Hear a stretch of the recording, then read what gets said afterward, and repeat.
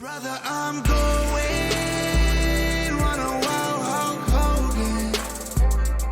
If I like get some moment, I'll make sure it's an explosion.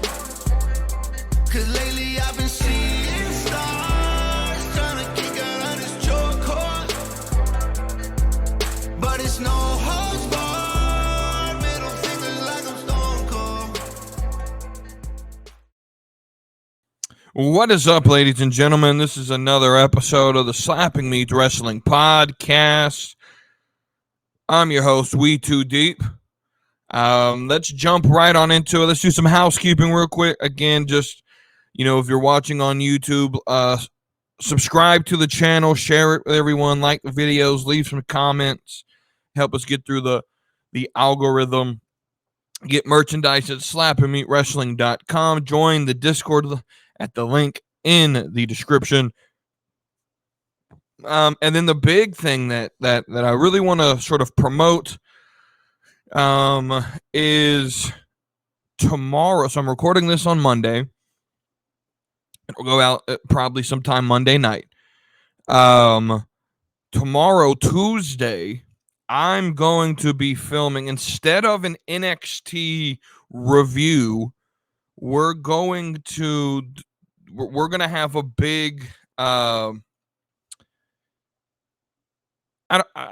sort of round table. I don't want to say debate, but a round table. And I mentioned this, I think, last episode, of that this could be happening. It's going to be me, DJ Wavy D, my brother James, Junkyard James from the Junkyard Podcast, and he's also the host of X's and O's, also in the Junkyard Media Group, and is co-host of X's and O's. Cody is also a wrestling fan. He's also one of my best friends. He's going to be on probably. He said that he's good for it. We'll see if he does show up, but it should be us four. I think it should be us four. And we will be discussing tribalism and pro wrestling.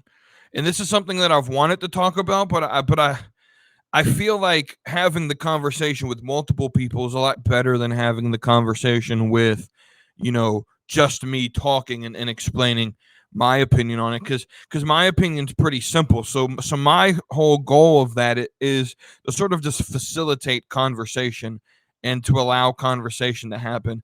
I have an opinion on tribalism, but it's pretty simple. I probably can get my opinion out in 10 minutes on it. And so look forward to that episode as that comes out. And so with that, again, like, share, subscribe if you're on podcast networks, Spotify, Apple, all of Google, all of that that we're on, iHeartRadio. Follow, subscribe, turn on notifications, leave us a review. And with that, let's dive on in to the wrestling discussion. We got a fair amount of questions this week from the Discord. We got a fair amount, and so we will do some big time talking about those questions. We have some news to talk about first. Over the last week or so, some news has come out, and a lot of it is going to be me dumping, just straight on dumping on AEW. If you see the title, why can't they just be quiet? We're going to talk about that in a minute. That's going to be sort of what I call my main thing. So here's how we're going to run the show. It's going to be me just straight dumping on AEW, and then we got two other news stories to talk about. Then we'll do the community questions. But we got about, what is this, three AEW stories to talk about here, and I'm just going to start just dumping straight on, trashing AEW here. Because a lot of this is all negative, and that's the problem to me. That is a problem to me. There never seems to be any positive press about AEW. There's a fourth story I just remembered that I'll go ahead and mention now. Apparently, the Young Bucks, the Jacksons, are no longer EVPs of the company. They're going through changes in the how that is laid out. And that, first off, I mean, that is kind of a positive. I've been calling for that, but that's a negative on the company. That's a negative on the Jacksons, right? And there's nothing ever positive coming out of the news press that we call wrestling journalism, and I say journalism with about as much trust as I would trust Helen Keller to teach my kids. I think I trust I think I trust a or a heroin needle from downtown San Francisco a lot more than I would trust any wrestling journalist. I think I'd be a little bit safer choosing the needle over wrestling journalism, because half the time, especially if it comes out of old Seltzer Water's mouth, it's probably not true. But you know, there's nothing good coming out of the press when it comes about AEW. It's always these negative stories. Like the one we're going to start with. There was a collision match or a rampage match, I don't exactly remember, where Grand Metalik, I don't know if he's going by just Metalik or Grand Metalik, I really don't know. He was supposed to have a match against Commander, and instead of he didn't want to put Commander over. He refused to lose. And so instead of Tony putting his foot down and being the boss and saying, Metalik, you either go over or you're never going to work here again, or you either put him over, you go and do the match and you do your job, or you're never going to work here again, he just completely scrapped it from the card. Bro, what kind of business is that? Hey, yes, boss, I don't want to do my job today. I don't feel like doing it today. Is that okay? No, you know what that would end up? Randall missed his shift. Here's his write-up. Maybe he gets fired, right? That's what happened. That would be what happens to me. That would be what happens to you. Tony, what are you doing? Tony, if Trevor Lawrence walked up to you and said, hey, Tony, I'm tired of losing. I'm tired of playing for this shitty franchise. I'm not showing up today. What are you going to do with Trevor Lawrence? And this is where I feel like Tony treats his wrestling program so much different than he treats anything else that he owns. He hardly gives time to the soccer team. So I hardly even say that he owns or runs that shit. And I feel like he gives more time to AEW, and he gives a lot more grace to AEW. Metalik should either be fired, should not have a contract, should not be on TV again, or you should have forced him to go through. Do the job. That's part of the business. That's a negative story. That Tony has zero control of the locker room, that he allows them to do whatever they want. The next story, and this is where the why can't they be quiet that I want to talk about, is Will Hobbs, Powerhouse Hobbs, has come out, and I don't have the quote with me anymore, or else I would read it, but he basically comes out and says, hey, AEW is equal to WWE. No, they're not. Hobbs, my dude, are you drinking the Kool-Aid now? Is this you trying to get that push? Are you trying to get what Jericho got? Jericho bought so hard into this Kool-Aid because Jericho understood that that's the only way he was going to get over with AEW. He had to buy into the Kool-Aid, right? And he had a lot of political power backstage with, hey, if you want to get on TV, use my name, but you got to give me the title and you got to give me what I want, right? And I'm gonna promote AEW and I'm gonna say we're the best. Like Will Hobbs never had that. And is this just a way for Hobbs to better his booking? Like, Will, come on, be honest with yourself here, Hobbs. Do you really feel that AEW was on the same level as WWE? It's not. And it's okay not to be. Right? These comments of we're on the same level as if it's competition is insane. It's insane. Because obviously you're not. WWE, whenever they want to, can call John Cena, The Undertaker, to come and grab ratings. Who do you have to do that? You're not on the same level. It's you don't have that type of star power to pick up the phone and say, "Hey, we need a ratings boost this week. Can you come in and make a surprise entrance?" What, Ric Flair? That's not going to do anything for you. You're not on the same level, and it's okay. If Hobbs would have come out and said something along the lines of, "Hey, I think what AEW is doing is fine. We're doing 110% the best that we can do for our niche market." Guess what? I wouldn't be talking about it. I would have been okay with that. But these guys continually run their mouths about, "Oh, we're equal. There's no WWE's not primary. There's a 1A and there's a 1B, and AEW is equal to WWE." And it's just not true. There's no statistical evidence to back that up. Everything is going the opposite way. Everything's pointed towards the complete opposite of what you're saying. All right. And so Hobbs, shut up. Tony, shut up. AEW, shut up. Go out, do the best that you can do for your niche product, and shut up. Be quiet. Stop trying to talk. Stop trying to get headlines, because that's what this is. Because now Hobbs can say this, and then the headlines will say, "Hobbs says AEW is equal to WWE," and now everyone and their mother's talking about it. That's the game that they play, because they can't generate press with the actual show, so they play these games. Right? The next story about AEW is Eva Marie. I saw this today. Is rumored to be heavily pursued by AEW. Oh, this would make my day. This would make my day. Tony Khan, I'm going to look you right dead in the face.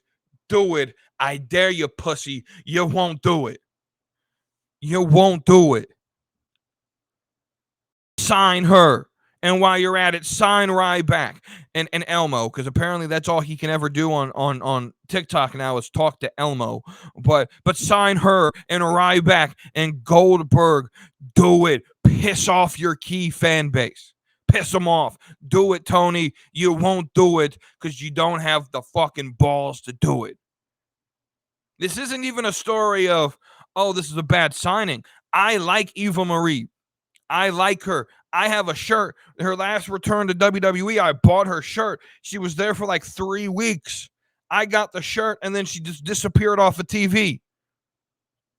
I love Eva Marie. I think she works. I think she should come back to WWE. I think she works a lot better there. But if AEW wants to overpay for her and wants to put her on TV and completely just disrespect the women's division that they have even more, because one of two things happen. The first is you sign Eva Marie and you put her at the top of the card and you give her titles and you give her big pushes and you give her TV time, completely disrespecting the rest of the roster that you've done jack squat for over the last 4 years. Or you sign her, you put her on TV for a month, and then she sits in catering, and she's probably going to have to be paid more than a lot of the women on the roster, which in and of itself is also disrespectful. So do it, Tony. Do it. The fans don't want her. Do it. You won't because you're a pussy. You just won't do it. You don't have the cojones to do it, man. Do it. I dare you, Tony Khan. Put pen to paper right now. I dare you, Tony. I dare you. Put the strap on her. Push her to the moon. You won't do it because the fans will boo you and you can't stand being booed, even though that would be the best business decision you could ever make for AEW up to this point, is signing Eva Marie and putting her as champion. That would be a business decision. She's good looking. She has contacts in Hollywood. She can market the hell out of AEW. but you won't do it because you had someone like her. Her name was Jade Cargill, and you sent her to the mid card. You let her run roughshod over no-name talents. You wouldn't put her against the mean girls of the women's division like Britt Baker. You wouldn't do that. And Jade Cargill is now more of a superstar and 3 or 4 appearances outside of the ring in WWE than she ever was in AEW. Tony Khan, not only do you not have the cojones, you don't have the knowledge to book your women's division. So do it. Sign Eva Marie. It will make my day because it will piss off the rest of the hardcore fans who complain and complain and complain. And then this will give them something more to complain about. Do it, Tony. You won't because you don't have the balls to do it. But I hope you do. It will make my day. All right. It's not that long of dumping on AEW. But let's move on to the other stories to talk about. The first one is the rumor is, so we know in 2024 all 3 TV shows, all 3 brands for WWE, SmackDown, Raw, NXT, will be moving to new TV networks. SmackDown will be moving to the USA Network. NXT will be moving to the CW, and the rumor for Raw is a potential FX partnership. Now, this is big. Now, I mentioned last week on the NXT review show that I watched Raw, but I only watched the last 2 hours. And I mentioned how it was a better watch for me than watching 3 hours. WWE, you have the opportunity to correct your biggest issue with Monday Night Raw, and that is the length of TV. You have the opportunity, as you switch brands and you go to FX, to make the TV show Monday Night Raw 2 hours again. Just do it. It will make the fans happy. You can't book a 3-hour show. You typically give 1 hour to the hardcore fans that the rest of the casual mainstream WWE fans could care less about.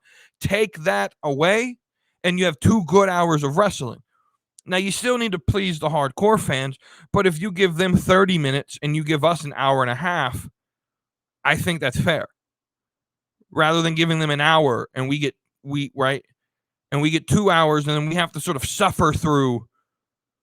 And so WWE, make it right. Move Raw back to 2 hours. 2 hours is that sweet spot. You know, a lot of people are going to ask for TV 14 and all of that. No. You don't have to do that. Don't do that. We don't need it. But 2 hours is needed. And everyone's asking, well, why would Fox sign? No. Understand. FX is owned by Disney. This is big. You're gonna have Raw on a Disney program. You're gonna have NXT on CW, which is Next Star Media and Warner Brothers, and Paramount Viacom, I believe, owns like 12% of CW. And then you're gonna have SmackDown on NBC, on an NBC channel. You're hitting every of the other 3 networks other than Fox. So first off, I think this is a big fuck you to Fox, but it's also a, hey, we're everywhere. Every company is going to promote us. I like this. I like this a lot. I hope it goes through. I also hope that they take it off on Mondays. I know Monday is nostalgic, but take it off on Mondays. Please. I would love a Tuesday Night Raw,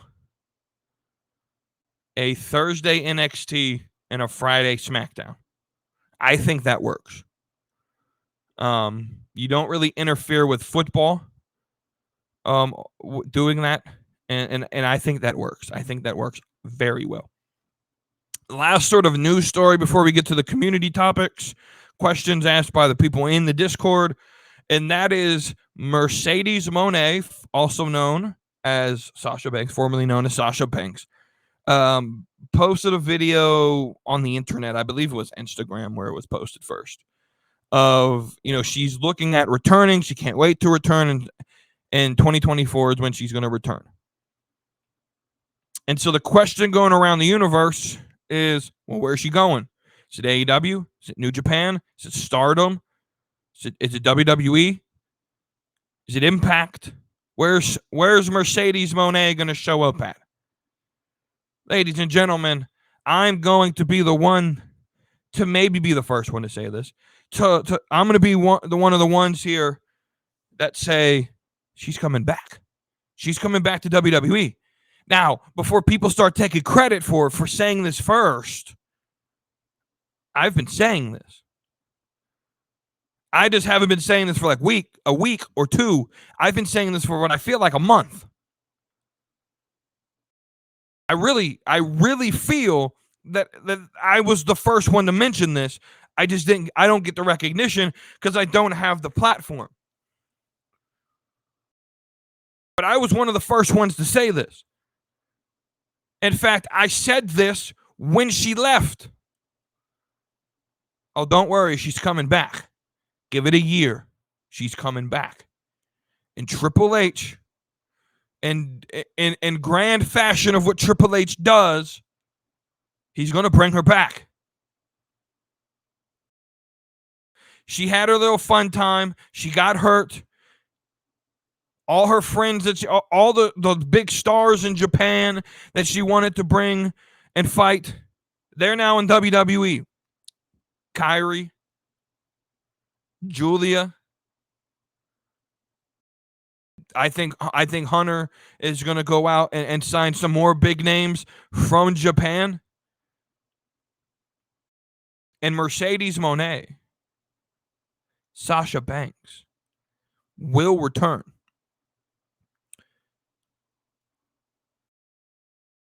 I believe at the Royal Rumble. I don't know. She broke her leg, so I don't know how much longer in her recovery she is.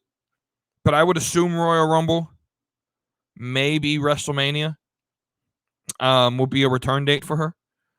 And I thoroughly believe that we will see Sasha Banks in 2024 in WWE. Thoroughly believe it.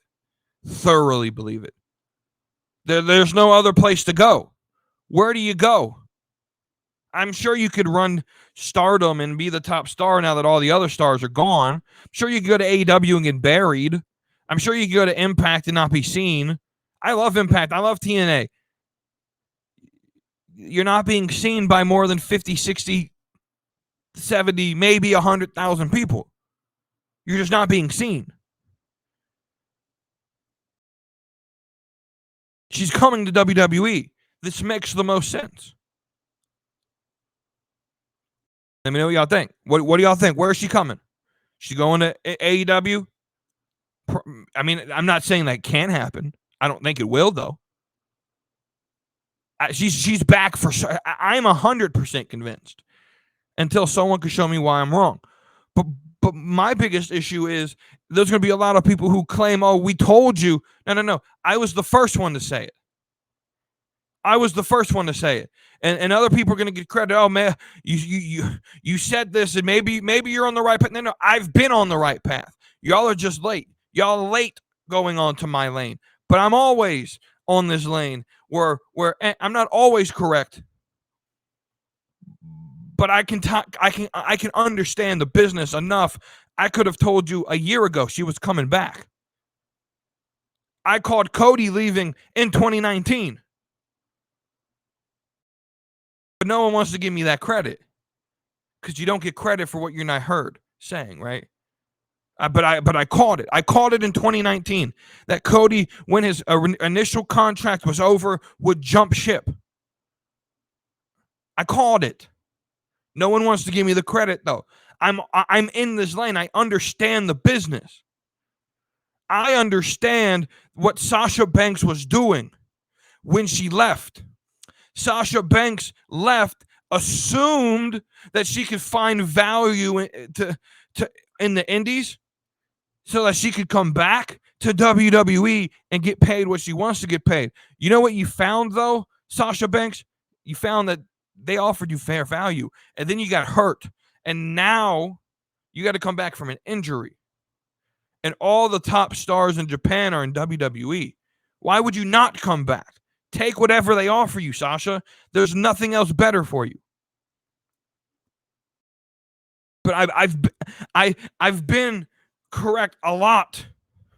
I just don't have the name Dave Meltzer for people to believe. I don't have the name of Sean Ross Sapp, or Sean Ross Simp, or Sean Ross Sappy Boy, like I like to call him.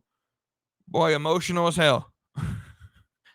I don't have the name Brian Alvarez, Wade Keller. I'm not one of these guys. As much as I like how Nick Hausman, I have nothing against him. I don't even have his platform or any of these TikTok influencers. I don't have that level platform. So I could sit here and say everything correct and no one would know. But I've been on this train for a while saying that Sasha was going to come back. And I think I need some credit for it. I think I need some credit for it. All right, let's jump into these questions. Like I said, we got a fair amount of them. We'll start with DJ Wavy D. He asked, I think, 5 questions, which is about what he normally gives those about 5. A good number of questions. So this first one, when you look back at older WWE, what are 3 of your favorite outrageous storylines that would get WWE canceled today? The example he gave was the miscarriage storyline between Lita, Kane, and Snitsky, which, by the way, I don't know if y'all saw Gene Snitsky was on Raw in the backstage area on one of the segments a couple of weeks ago. From what I read, I didn't watch it. I didn't actually pay attention enough to see it, but I guess he's back wrestling. That would be interesting. So that's the example that he used. So he asked for 3. I don't like the term favorite when it comes to these because these aren't my favorite. But these are the ones that I remember. And so the first one, I feel like you would be sort of out of touch to not put Vince McMahon dropping the N-word on live TV. And I think my favorite part of the whole thing was Booker T's reaction. Booker T's one of my dudes, man. I love Booker T. I love Booker T. I love him. Since a kid, he's been one of my favorites. And so I don't know. I just feel like just even the idea of Vince McMahon going on TV and saying any slur, I feel is insane. And that will definitely get WWE canceled. Big time. The second one, I think, would be Val Venus's whole gimmick. Just the whole gimmick of a male porn star. I don't necessarily think it would get him canceled, but I definitely think it's outrageous. And I'm more so in specific talking about the me choppy choppy PP. Or me choppy choppy your PP. I forgot that dude's name. I just hit that gimmick would not be allowed today. People would not allow it. People are too sensitive for that type of gimmick to get over. And then number 3 would be Eugene. Just Eugene's gimmick. Having a mentally handicapped wrestler would not fly in 2023 United States of America. That character was funny as shit, man. But it would not fly today. It would definitely get them canceled big time. His second question, he prefaced it by saying, do this only if you didn't do it as a regular topic on your show, which we didn't. Can you dive in and try to book the different ways WWE can go with filling out the women's War Games match on SmackDown? Now, I did not watch this past Friday SmackDown. So I didn't see this segment, but from my understanding, we have Io Sky, Bailey, Kairi Sane, and Asuka right now versus a team that probably consists of Bianca Belair, probably Charlotte, and probably Shotzi. So the question then is, who is it going to be, a 4 or 5 person team? If it's 4, well, we got the heels sold up. Who's going to be the 4th member of the faces? And then the second question is, are we going to get a 5th member? These tend to be 5 people matches here recently. So I'm of the path that this is going to be 5 on 5. Right? We've pretty much, for the men, understood that it's going to be 5 on 5. Drew McIntyre's joining the Judgment Day, and Randy Orton more than likely is going to return. From what I've read prior to SummerSlam, to stop people from thinking it's going to be CM Punk, but Randy Orton will fill in for the faces as the 5th member. I think that's pretty much believed by most of the wrestling journalism and wrestling community, as that's going to be the move. I believe we're going to have 5 on 5 for the women as well. So that means we got to fill in 2 spots for the faces. We got to fill in 1 spot for the heels.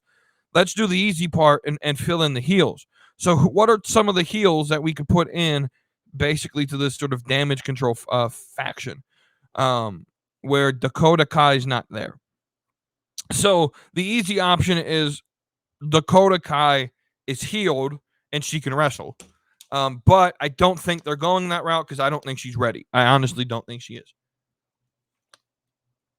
You could do someone like Blair Davenport. I mentioned, I think it was last week, that Kairi Sane and Io Sky were in a faction with Blair Davenport in Japan when she went by Bea Priestley. So that's something they could do. I think they go a different route, though. Where's the event being held? Chicago. This was what crossed my mind when I was sort of researching this. The event's in Chicago.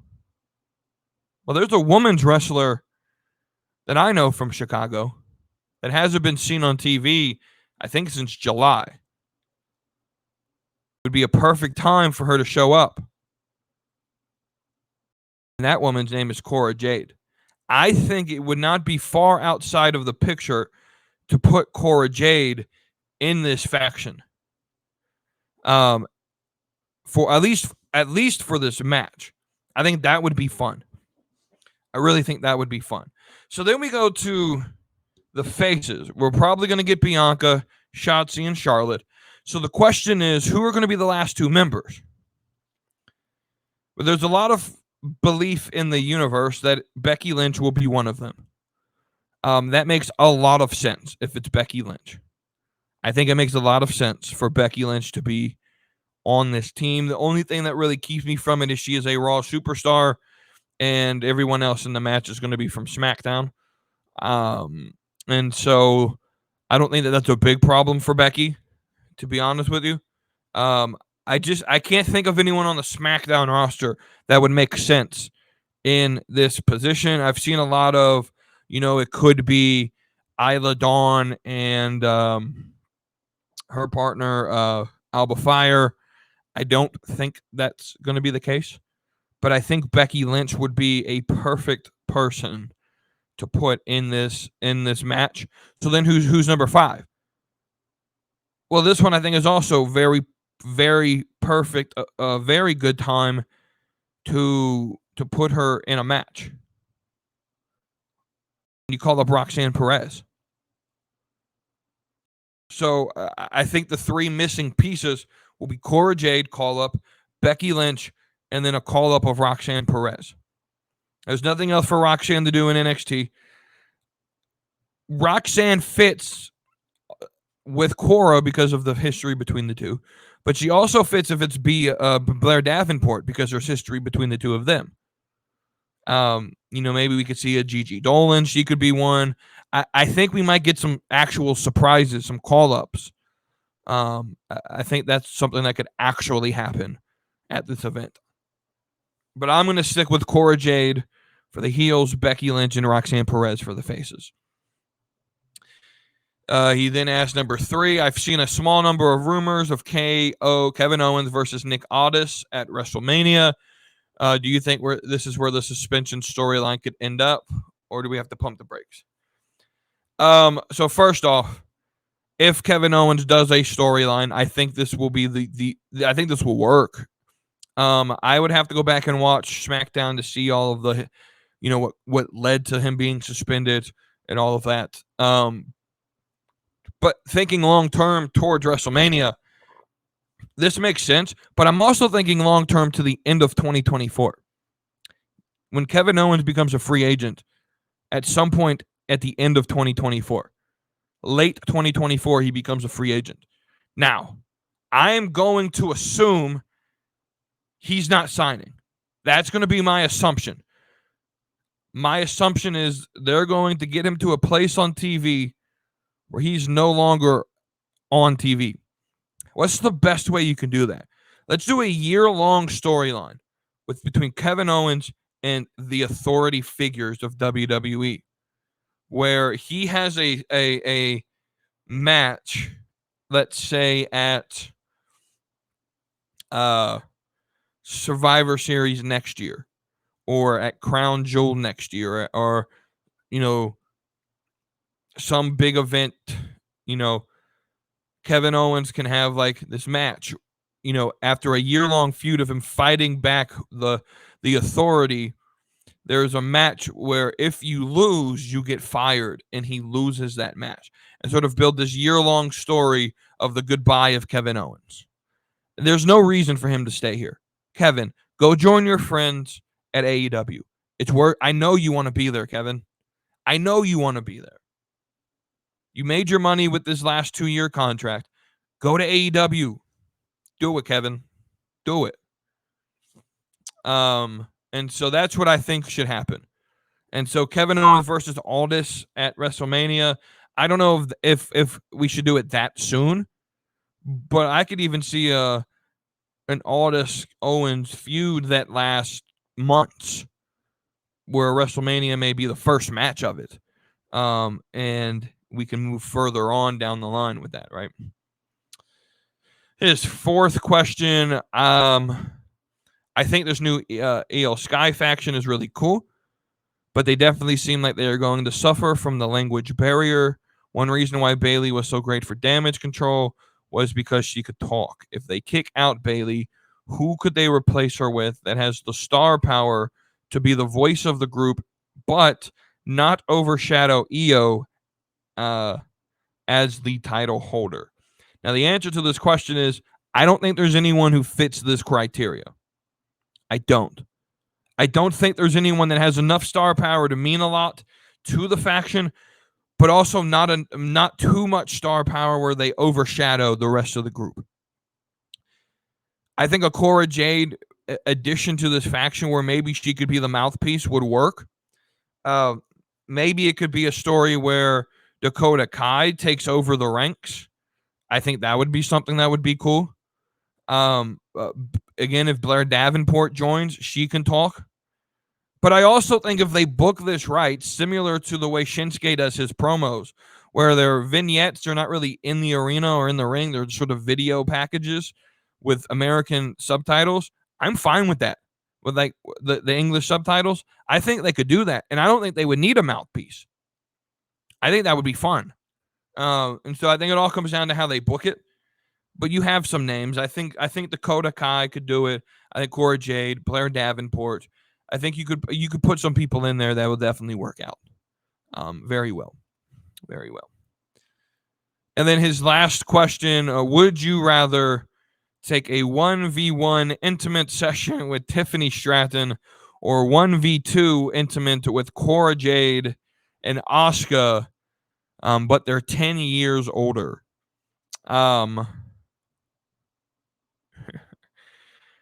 We're going Tiffany one-on-one. We're going Tiffany 1v1 here. I'm sorry. It's just that the addition of 50-year-old Asuka. I'm sorry. That's a little gross, man. Just thinking of it. Look, if that's your thing, man, Wavy D, you could have that. You could have 50-year-old Asuka. and 31-year-old Cora Jade. I don't know how good looking 31-year-old Cora Jade's gonna look with all that plastic, but a current, what is she, 22, 23, 24-year-old Tiffany Stratton, I'm down with it. I'm down with it for a 1v1 intimate session with Tiffany Stratton. Let's move on. B Master asks, is there any wrestling move that when you see it makes you cringe? And my answer will always and has always been, first off, when the Young Bucks do any super kick other than Shawn Michaels doing the Sweet Chin Music makes me cringe just because it's overused. The Canadian Destroyer, but the big one that I thought of immediately, and as much as I love Will Ospreay is a top 3 wrestler in the world. I've been saying that for about a month now. You got Dragunov, you got Gunther, you got Will Ospreay. All of them could make an argument for number 1, 2, or 3. I don't care the order, but those are your top 3 wrestlers in the world. The Tiger Driver needs to end, though. Will Ospreay would be solid in number 1 if he didn't do the Tiger Driver. I just can't stand the move. There's no reason for it. There's no reason for it. Another one I just thought of was when Bryan Danielson topes through the ropes. I cringe every time since he's come back from retirement that he does that. I cringe. It literally makes me almost emotional seeing him do that, because to do it in 2014 was my favorite wrestler. And there was so much emotion behind him winning the title at WrestleMania 30, and then so much emotion behind him getting hurt and having to retire just for him to come back. And so I have a little bit of anger towards Tony Khan. I have a little bit of anger towards Tony Khan with how he's treated Bryan Danielson, because the dude was one of the best wrestlers in the world. And how do you use him? You beat him, you break him. He has a broken orbital bone, and he's taped together with Scotch tape and duct tape to fix his eyes, and you're going to put him in a damn tournament? Tony, what the fuck are you doing, man? That's one of the best wrestlers to ever wrestle in the 21st century. One of the best character arcs in WWE modern history with the WrestleMania 30 arc. A man who had to retire for concussions and neck injuries. And you have him out here breaking bones. He's been injured like 3 times in his run. He has a broken orbital bone, and you're putting him in a damn match? I get angry when I see that. I get angry when I don't even like Kenny Omega, but I get angry. Will Ospreay, I love you, dude. You're a great wrestler. You're one of my favorites active today. But when I see someone like Kenny Omega, who has admitted to having vertigo in the ring, which is just dangerous in itself, but also having numbness in his arms, and you drop him on his damn neck, I get angry when I see that, because it doesn't have to happen. So the Tiger Driver, that's my answer. But some of these people in wrestling need to understand, it's not about the cheers. I want you to have a fucking life when you retire. I want you to be able to live. And Bryan Danielson, I want you to be able to play with your kids and take care of your wife long after you're done playing fighter. Jon Moxley, I want you to be able to play with your kids and to love your wife, and for her not to have to take care of you because you're in a wheelchair. Darby Allin, I don't want you in a wheelchair in 5 years. Why do I get so upset with some of the stupid shit? Because I care about these people. They're humans to me. They're not just, and one aspect they are characters, but I look at the human behind the character. If you're going to kill kayfabe, right? If you're going to kill kayfabe and let me see behind the scenes to get an emotional response, I'm going to use that emotional response and say, y'all do some stupid shit. Darby, you don't have to be doing this shit. Brian, what are you doing? You got kids, man. You got a wife.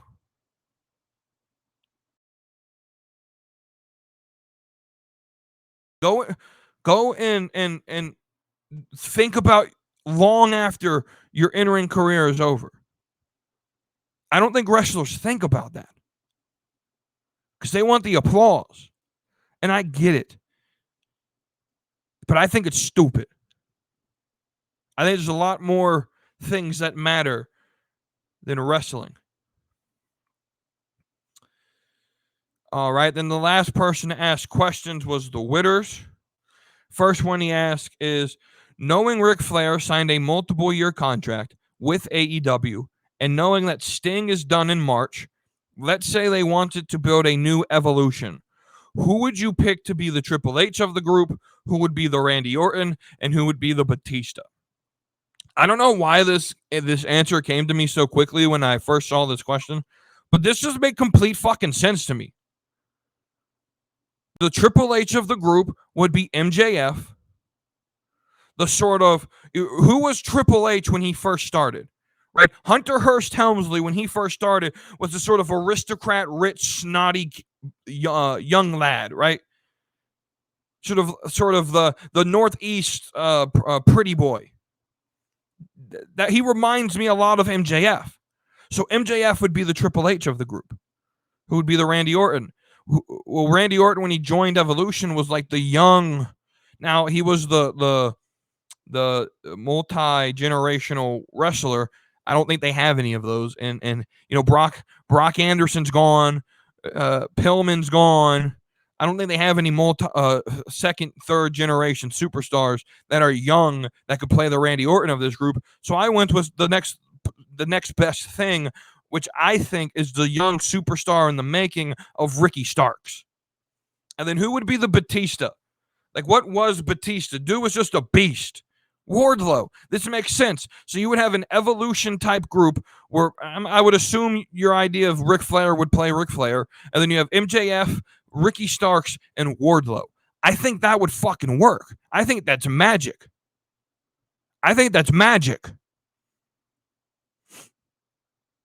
His next question: if you could split up the tag team titles and crown new Raw tag team champions and new SmackDown champions, which teams would you go with? For Raw, just for now, because they're still sort of rebuilding this tag team. Actually, no, they're not. I'm going to go with young potential superstars. The Creeds. Raw, give the belts to the Creeds.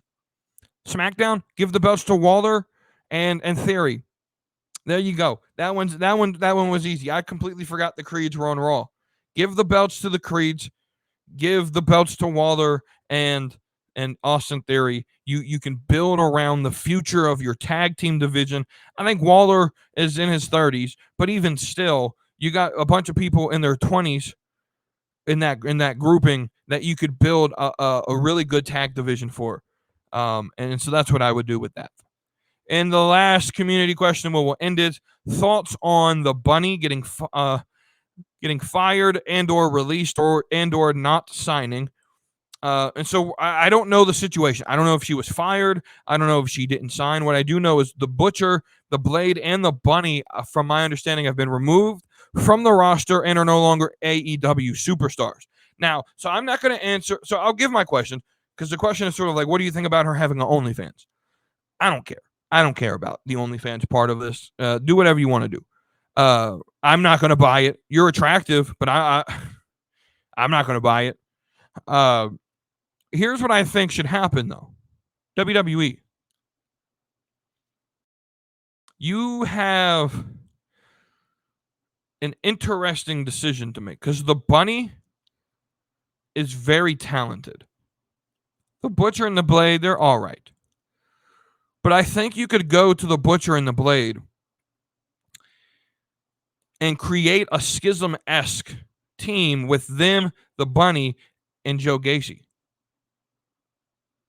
And this could just be a team that fucks up NXT. Doesn't really have to win anything. I think that would be fun. I think WWE should really consider bringing at least the Bunny to TV. I think that would work. I think. I did not hate them on AEW television. I think that they were decent enough. The Bunny's really good. Of course, she's attractive. That's why she has an OnlyFans. But I mean, I told y'all when Mandy Rose left, when Dana Brooke left, when Lacey Evans left, this was going to be the norm. Women were going to realize I don't have to take bumps anymore. I can go take bumps for 2 years, 3 years, show my ass on TV, like quite literally, and then when I'm done taking bumps, I'm going to just go sell pictures on the internet that I could just post on Instagram, but I'm going to actually sell them because there's some thirsty motherfucker out there who would buy it. I told y'all this would be the norm. I'm not surprised at this. I'm not at all surprised that the Bunny has an OnlyFans, especially with the success that Chelsea Green had before she joined WWE, that Mandy Rose has now, that Lacey Evans and Dana Brooke are getting ready to find. I'm not surprised one bit that this is the mark, or this is the avenue the Bunny decided to take to make some money. I'm not surprised at it. Because I'm going to be completely honest, I think the Bunny's more attractive than Dana Brooke and Lacey Evans. And there's an argument that she's up there with Mandy Rose. I think the Bunny looks a little bit more feminine. That's why I would choose her over Mandy. I'll be completely honest with you. Mandy's still fucking drop dead gorgeous. But I would choose the Bunny over her because the Bunny isn't as... and it's not that Mandy's not like bodybuilder thick, like built, but she's a little bit, bigger, and I prefer more feminine, like petite women, to be completely honest with you.